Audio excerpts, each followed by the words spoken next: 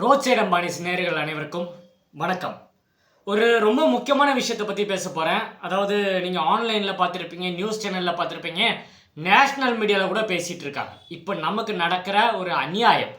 அதாவது தமிழக வெற்றி கழகம் அதுக்கு முன்னாடி மக்கள் இயக்கமாக இருக்கும்போது விஜயனோட படங்களுக்கு பிரச்சனைகள் வரும்போதெல்லாம் நமக்கு தெரியும் இதுக்குள்ள அரசியல் இருக்குது, அரசியல் ரீதியாக நம்ம எதிர்க்கிறாங்க. அதனால தான் அவரோட படங்களுக்கெல்லாம் நமக்கு இவ்வளோ பிளாக் வருது, இவ்வளோ பிரச்சனைகள், ரிலீஸ் டேட் தள்ளி போகிறது, ரிலீஸை முடக்கிறது, இந்த மாதிரி ஏகப்பட்ட பிரச்சனைகள் பார்த்துருப்பீங்க. அரசியல் வந்த அப்புறம் இந்த மாதிரிலாம் மோத மாட்டாங்க, இது மோதினா அவங்களுக்கு தானே மைனஸ் அப்படிலாம் நினச்சிட்டு இருந்தேன். எலெக்ஷன் முடிஞ்சதுக்கு அப்புறம் என்ன நடக்குது தெரியுமா? அதாவது 4ஆம் தேதி ரிசல்ட்டு. இன்னைக்கு பார்த்தீங்கன்னா ஒரு சம்பவம் நடந்திருக்கு. மத்தியானம் நண்பர் ரமேஷ் கொஞ்சம் வீடியோஸும் ஃபோட்டோஸ்லாம் எனக்கு அனுப்பிச்சாரு. அதாவது ரமேஷ் யாருன்னு பார்த்தீங்கன்னா என்னோட நண்பர். ரொம்ப நீண்ட காலமாக மக்கள் இயக்கத்துலேருந்து நாங்கள் பயணிச்சுட்டு இருக்கோம். தமிழக வெற்றி கழகத்தில் மாநில நிர்வாகியாக இருக்கார். அது மட்டும் இல்லாமல் ஸ்ரீரங்கம் தொகுதியில் அவர் தான் போட்டிட்டு இருக்காரு. ஸோ அந்த இடத்துல அவரோட அந்த ஆஃபீஸ், நம்ம தமிழக வெற்றி கழகம் சார்பாக நம்ம எலெக்ஷனுக்காக ஒரு ஆஃபீஸ் ஒன்று கட்டி வச்சுருந்தோம். அந்த ஆஃபீஸை பார்த்தீங்கன்னா மர்ம நபர்கள்னு சொல்கிறாங்க. யார் இந்த மர்ம நபர்கள்ன்றதை நான் சொல்லி உங்களுக்கு தெரிய வேண்டிய அவசியம் இல்லை. அதை எரிச்சிட்டு இருக்காங்க. அந்த இடத்த எரித்து பேனரை தாராக கிழிச்சு, ஸோ நிஜமாலே ரொம்ப கோபமாக இருந்தது. அதாவது எலெக்ஷன் முடிஞ்சிச்சு, ரிசல்ட் வரப்போகுது. ஸோ ரிசல்ட் வரத்துக்குள்ளே அவங்களால அந்த விஷயத்தை தாங்க முடியல. அதாவது ஆக்சிஸ் மை இந்தியாவில் பார்த்தீங்கன்னா டாப் நம்பர் 1 இடத்துல நம்ம வந்துட்டோம். ஸோ சோஷியல் மீடியா ஃபுல்லாக விஜய் அவர்கள் தான் வரப்போறாருன்ற ஒரு டாக்கு. யாரை கேட்டாலும் டிவிக்கேன்றாங்க. எந்த மூலைக்கு போனாலும் விசில்ன்றாங்க. யாரை பார்த்தாலும் எல்லா இடத்துலையும் விஜய் அவர்கள் தான் வரப்போறாருன்ற ஒரு டாக் ஒன்று உருவாயிருக்கு. ஸோ இதை தாங்க முடியாமல் திமுக சைட்லேருந்து நிறைய பேர் நிறைய விஷயங்கள் பண்ணிட்டு இருக்காங்க. துறைமுகம் தொகுதியில் உங்களுக்கு தெரியும், போலிங் முடிஞ்ச உடனே PK சேகர் பாபு உள்ளே வந்து ரவுடிசம் பண்ணது. ஏன் அவர் இது முன்னாடியே பண்ணலை? முன்னாடியே பண்ணால் இந்த விஷயம் மக்கள் பார்ப்பாங்க, பார்த்தா நமக்கு ஓட்டு பாதிக்கும்ன்றனால 6 மணிக்கு மேலே, அதாவது போலிங் எல்லாம் முடிஞ்ச உடனே துறைமுகத்தில் அங்கே போய் நம்ம நிர்வாகிக்கிட்ட மிரட்டுறது, இந்த வயிற்றுல குத்துறது, மொபைலை வச்சு இந்த மாதிரி விஷயங்கள்லாம் பண்ணியிருக்காங்க. பயம், ஃபுல் அண்ட் ஃபுல் பயம். அவங்க கண்ணில் பயம் தெரியுது.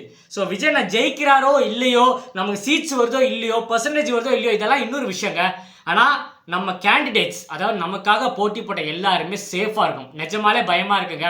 ஏன்னா அரசியலில் இந்த மாதிரி விஷயங்கள் இது வரைக்கும் யாரும் பார்த்துருக்க மாட்டாங்க. பழைய காலத்தில் என்ன நடந்தது நம்ம யாருக்குமே தெரியாது.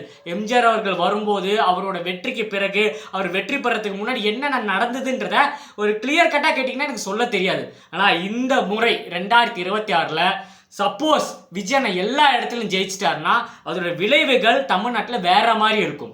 ஸோ திமுகவால், அதாவது இந்த 75 வருஷமான ஒரு கட்சி அதால் தாங்க முடியாது. ஸோ அவங்க என்ன வேணா பண்ணுவாங்க, வன்முறையிலேருந்து என்ன வேணா பண்ணுவாங்க, யாரை வேணா என்ன வேணா பண்ணுவாங்க. மக்களும் சொல்கிறேன், மக்களுக்கும் இதில் நிறைய ஆபத்து இருக்குது. ஸோ ஜாக்கிரதையாக இருங்க. அதனால தான் விஜய் அண்ணன் முன்னாடி நாளே பார்த்தீங்கன்னா பனையூரில் மீட்டிங் வச்சு எல்லாருக்கிட்டையும் சொல்லிட்டாங்க, எந்த நேரமாக இருந்தாலும் இதை முடிஞ்ச உடனே, அதாவது உங்களோட வாக்கு எண்ணிக்கைலாம் முடிஞ்சோடனே நீங்கள் வெற்றி பெற்ற அனைவரும் பார்த்தீங்கன்னா பனையூர் வரணும்.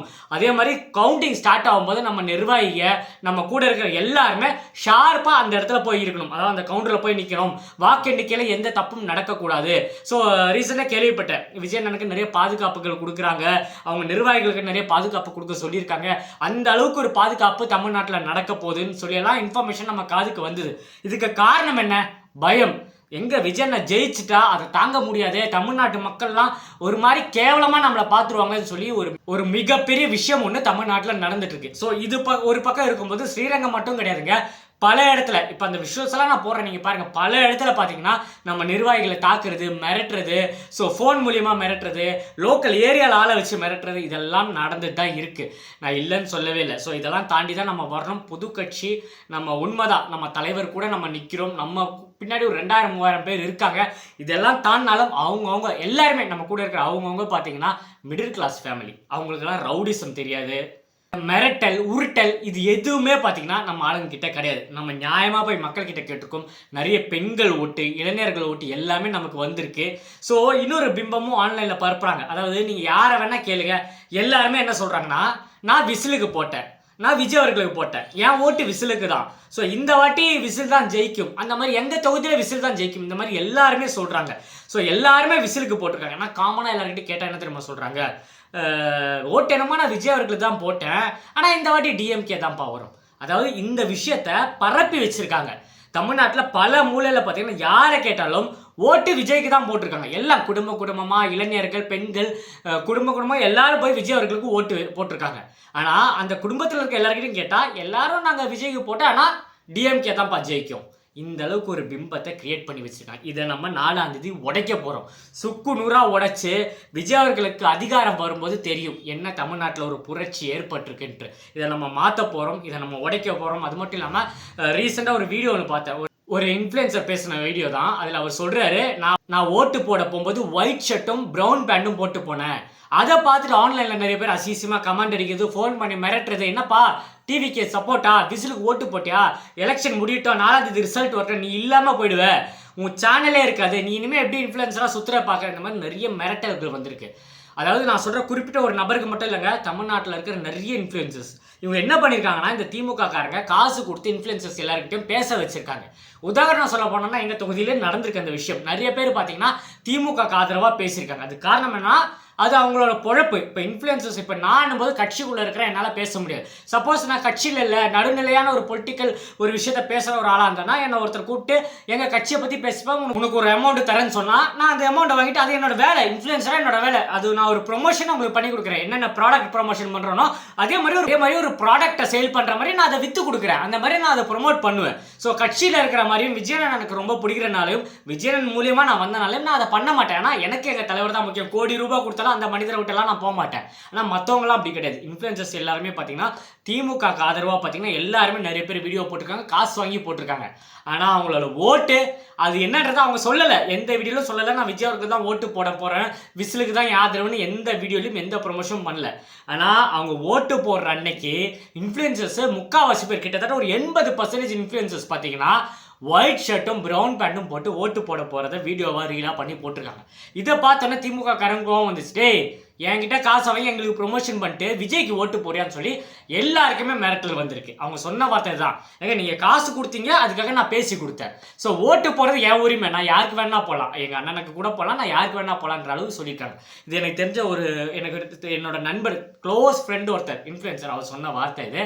ஸோ எவ்வளோ உருட்டல்கள் இருந்தாலும் எவ்வளோ மிரட்டல்கள் இருந்தாலும் தமிழக வெற்றி கழகம் ஆட்சி அமைக்க போது பெரிய வித்தியாசத்தில், அதாவது இந்த access my India, today Chanakya, இந்த மாதிரி நிறைய இதில் பார்த்தீங்கன்னா பர்சன்டேஜ் நிறைய பேர்லாம் பேசுகிறாங்க. இதெல்லாம் தவிர்த்து இதெல்லாம் ஒதுக்கி வச்சிருங்க. எவ்வளோ நம்பர் சொல்லணும், அதை விட அதிகமாக மக்கள் மனசுலாம் நம்ம போய் உட்காந்துருக்கோம். எங்களுக்கு தெரியுங்க, கடந்த பல வருஷமாக நாங்கள் என்ன பண்ணி வச்சுருக்கோம்னு எங்களுக்கு தெரியும். அதோட ரிஃப்ளெக்ஷன், அதோட ஒரு பலன் என்னன்றதை 4ஆம் தேதி நீங்கள் பார்க்க போகிறீங்க. ஆல்மோஸ்ட் ஒரு 12 மணிக்குள்ளே பார்த்தீங்கன்னா வந்துடும் நினைக்கிறேன், ரிசல்ட் என்னன்னு வந்துடும் நினைக்கிறேன். இதுக்குள்ளே இனிமேல் பெருசாக நம்ம பேசுறதுக்கு எதுவும் இல்லை. கிட்டத்தட்ட 7-8 வருஷமாக வீடியோ பண்ணுறோம். ஸோ ஒரு முக்கியமான நாள் 4ஆம் தேதி. இதுக்கு அடுத்த வீடியோ எனக்கு தெரிஞ்சு 4ஆம் தேதி தான் நான் வீடியோ போடுவேன்னு நினைக்கிறேன். 4ஆம் தேதி இல்லை 5ஆம் தேதி வெயிட் பண்ணி பார்ப்போம். நீங்கள் எந்த அளவுக்கு எதிர்பார்க்குறீங்க இந்த எலெக்ஷனோட ரிசல்ட்டு. ஸோ உங்களோட நிறைய கணக்கெல்லாம் இருக்குல்ல, நான் இந்த மாதிரி சர்வே நினைக்கிறேன் பிரதர், நான் இது மாதிரி நினைக்கிறேன், விஜய் நான் இந்த இடத்துல ஜெயிப்பார், இவ்வளோ பர்சன்டேஜ் வருவார், இந்த இடம்லாம் நம்ம தூக்க போகிறோம். என்ன கேட்டிங்கன்னா, சென்னைனாலே இனிமேல் தமிழக வெற்றி கழகத்தோட கோட்டை தான். ஆனால் நான் சென்னையில் வாழறதுனால எனக்கு தெரியும். ஸோ ஊர் சைடு எப்படின்றதெல்லாம் நீங்கள் வீடியோ பார்க்குற மக்களாகி நீங்கள் தான் கமெண்ட்டில் தெரியப்படுத்தணும். தைரியமாக இருங்க, கான்ஃபிடென்ட்டாக இருங்க, நம்ம தான் ஜெயிக்க போகிறோம், வெற்றி நிச்சயம். ஸோ வீடியோ சப்ஸ்கிரைப் பண்ணி வச்சுக்கோங்க. இன்னும் நிறைய வீடியோ உயிர் இருக்கிற வரைக்கும் தலைவர் தளபதியை பற்றியும் தமிழக வெற்றி கழகத்தை பற்றியும் பேசிக்கிட்டே இருப்பேன். இன்னும் நிறைய வீடியோவில் சந்திப்போங்க. ஸ்டார்ட் டேக்கர் பாய், நான் உங்கள் ஏஜே. நன்றி.